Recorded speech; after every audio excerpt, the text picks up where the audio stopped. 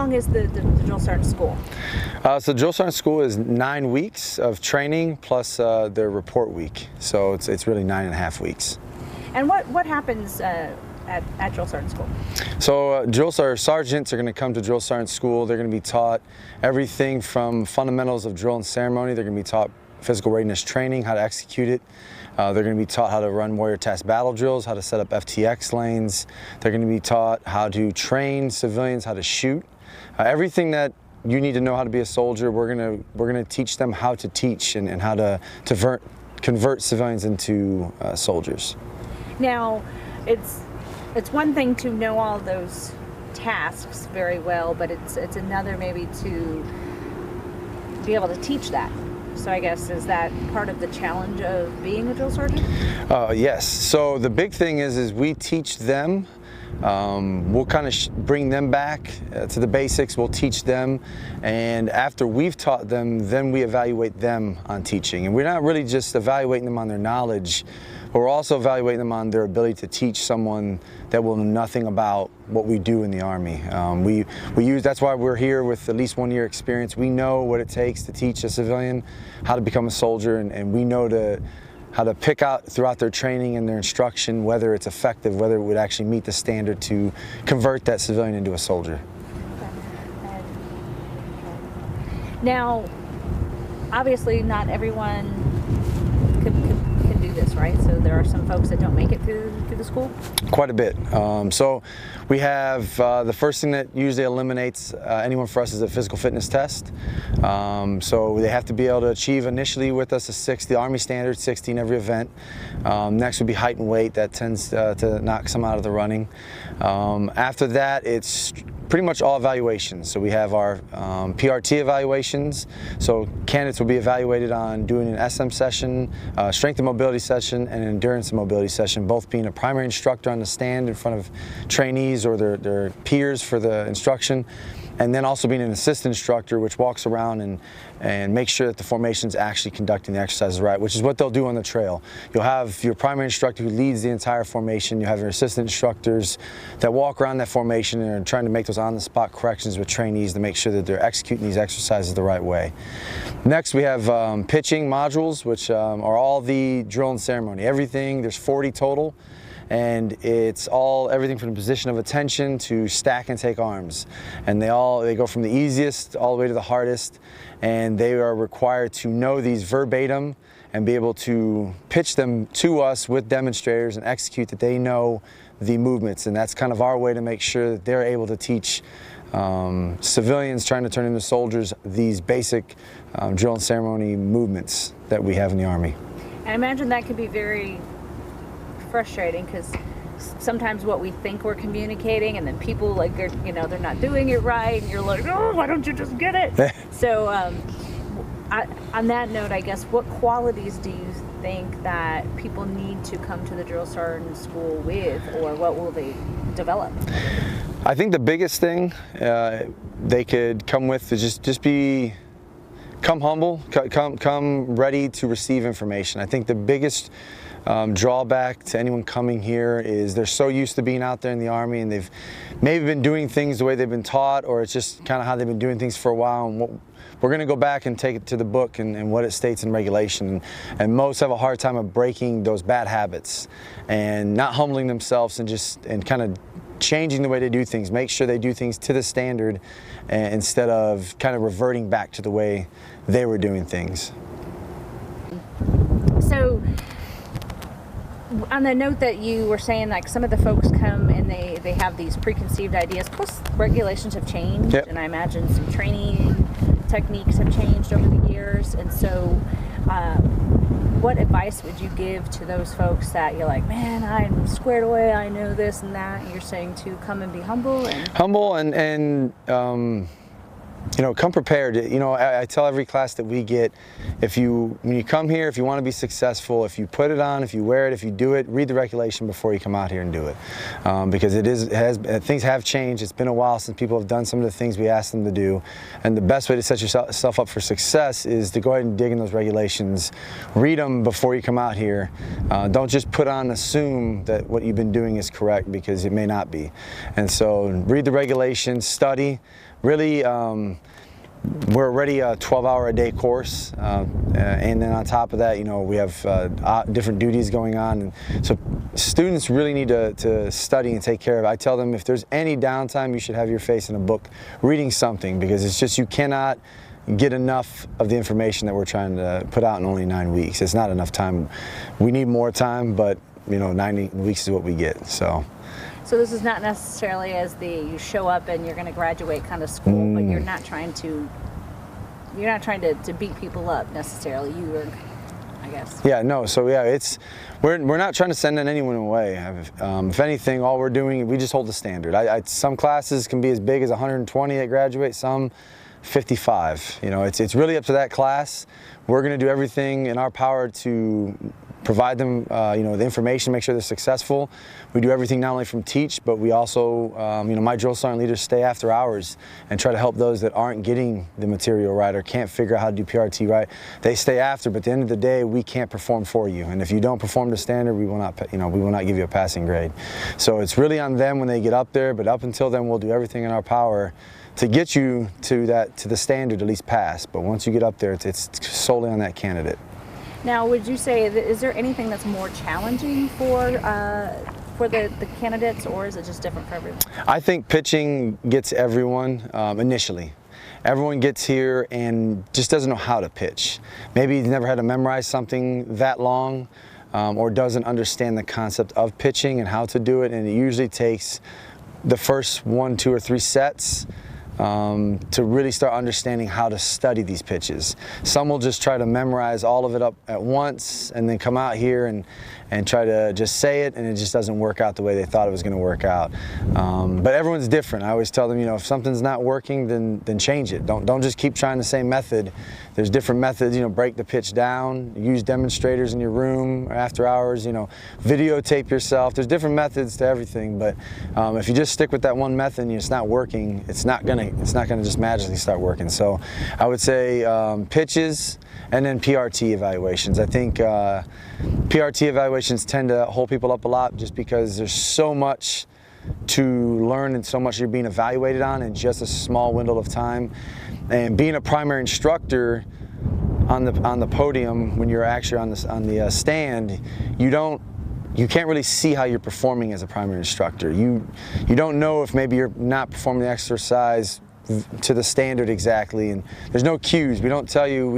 You're executing at that point, and we just mark what you're doing. So for folks that don't know what PRT is. Oh yeah, so physical readiness training. They'll be evaluated on running a strength and mobility session, an endurance and mobility session. That's going to consist of preparation drill. They're going to do 4 for the core. They're going to do conditioning drill 1, 2, push-up, sit-up drill, climbing drills, and recovery drill for strength and mobility, and then we'll go some for hip stability for the endurance and mobility and military movement drills. And what they're doing is they're being evaluated on executing every exercise to the standard, and they'll also be evaluated as an assistant instructor walking around the formation, ensuring that their formation is conducting it to the standard. And I would say that the primary instructor is probably the toughest, just because you're executing exercises and you don't really know how to gauge how you're doing until the evaluation's done. An assistant instructor would know how they're doing just because you're talking and you're going through the exercise. So if you're not saying anything, or you're being quiet, or you kind of know that you're not doing well, and you can kind of gauge how well you're doing. The primary instructor, you really don't know until your evaluation's over. So I'd say that's probably the hardest of the two, and we tend to see more people struggle with the strength and mobility session just because there are a lot more exercises, a lot more drills within that session. It's a lot longer, a lot more intense of a PRT session than going out for an endurance and mobility session, which is all running. So you'd say a good drill sergeant obviously it's got to be physically fit, but there has to be an instructor quality to you as well, and patience and all of those things. You can't just come in and be a PT stud. No, yeah. Sometimes being a PT stud does not do anything. PT does matter. You have to be able to lead from the front. You have to be able to, you can't have trainees passing you up as a drill sergeant. But it's not all about what you can do, it's can you teach it. And so it doesn't do you any good to be able to outrun all your soldiers, but you can't teach them the proper ways to run, or how to properly warm up for that run, how to properly cool down using recovery drills. So being able to physically do it is required, but if you can't teach it, then you're not doing your job as a drill sergeant, which is primary. That's our primary job as a drill sergeant, is to teach these young men and women how to become soldiers, not just show them how to do it. So. And the drill sergeant hat is so very iconic, and a lot of people, just, oh man, I want to do that one day, and I don't know if they necessarily have,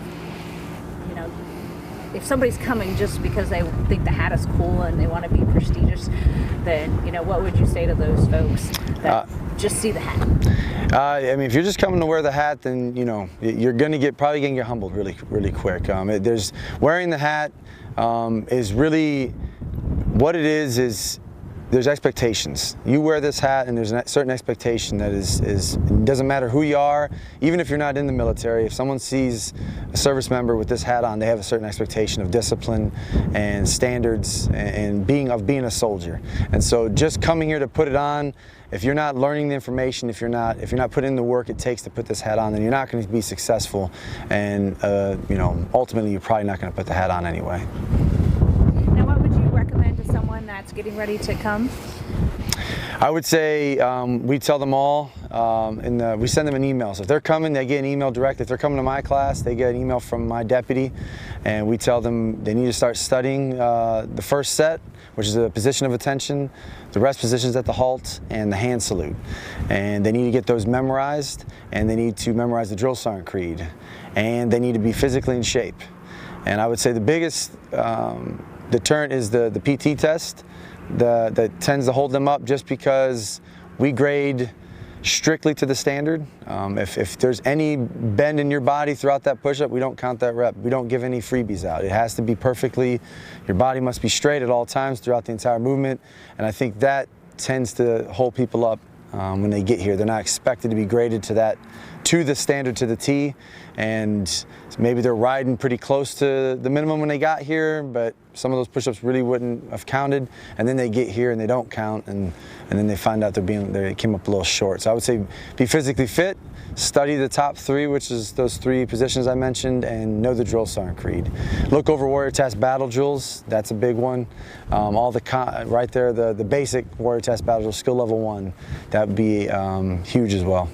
So the earning the hat is, you said, it's to the standard, so it's not just you're going to come here and you're going to get through the school, but the reason why the drill sergeant hat is so iconic is because there is a standard to it. Yes. It's not an easy thing. No, yeah, it's. I told my graduating class, this is probably mentally the toughest course the Army provides that's a non-volunteer course. You have your Ranger School, you have your Air Assault, Airborne, which are all known to be tough, and they're going to beat you down physically and mentally, but you volunteer for those schools.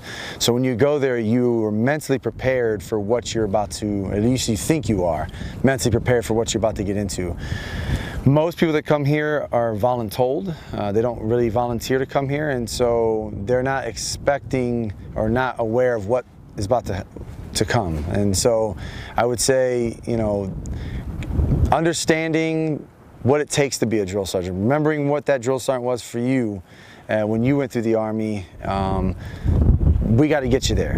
And it's just not a snap of the fingers, us read a manual and tell you this is how to be a drill sergeant, and poof, you're a drill sergeant and you put the hat on. We gotta show you how it's done. We got to bring you back to the standard, because you're not gonna have an eye for certain things if we don't instill it back into you. If we don't show you how to accept nothing but the standard in your barracks room, then you're not going to know how to go in that room and find every little deficiency to instill that discipline into these soldiers when you get on the trail. And when you were voluntold to come to school, do you look back, any regrets now? No, I will take this time. I just told this, my class graduates tomorrow. I told them, enjoy it. You only get one chance to do this. When you do get selected and you're selected to do this, you only get to do it one time. And whether it's 2 years to 3 years, based on how long you volunteer to stay on an extra year, you only get to do this one time. And the last thing you want to do is either let it drag on and not enjoy it, not take it seriously, and then finish your trail time with nothing but regrets, because you're essentially training a generation of the Army. And if you did that to less than the standard, if you didn't take it seriously, then that's a lot of regret you have to walk around with the rest of your career. So there's no regrets in being selected to be a drill sergeant. I've enjoyed every bit of it, and I know when it comes to an end, I'm probably going to be it's going to be a hard pill to swallow. Yeah. So feel a lot of honor being able to have do this duty and wear that hat? Oh, of course. So I actually wanted to be a drill sergeant. Just so happened that I got chosen to be a drill sergeant.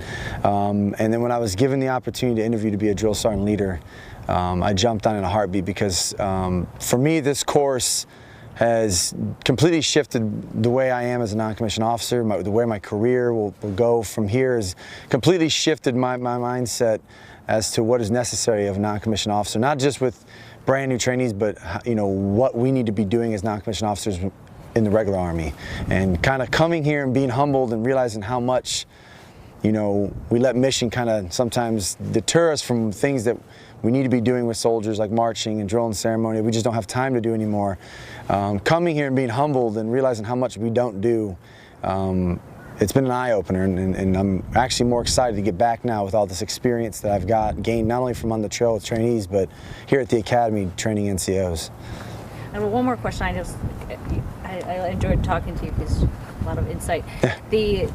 What would you tell folks about the responsibility of wearing that hat, like when they come, because it's an honor and it's a big responsibility, because not only do you have to be a good soldier, because there's a lot of good soldiers out there, yeah, but you have to be the example. And so God forbid you do one thing wrong, you're setting that example for soldiers. So yeah, so wearing this hat, you can't afford a bad day. There's no such thing as a bad day for us. You can't wake out of bed and just say, I'm not feeling it.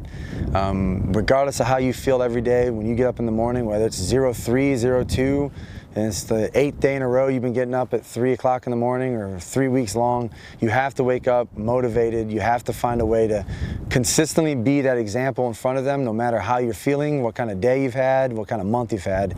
And you see that. Every class you graduate, you see that end product.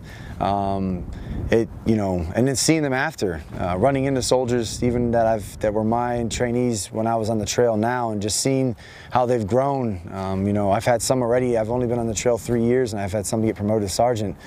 And it's, that was just their drill sergeant maybe a couple years ago. And to see the starting product to the end product, there's nothing more rewarding than those soldiers when they leave and they shake your hand, they thank you for changing who they are as a human being, as an adult, and as a soldier. There's no other job, I'm sure, I will never have a job that's as fulfilling as this current one is for me right now. Awesome. I think it's a perfect note to end on then.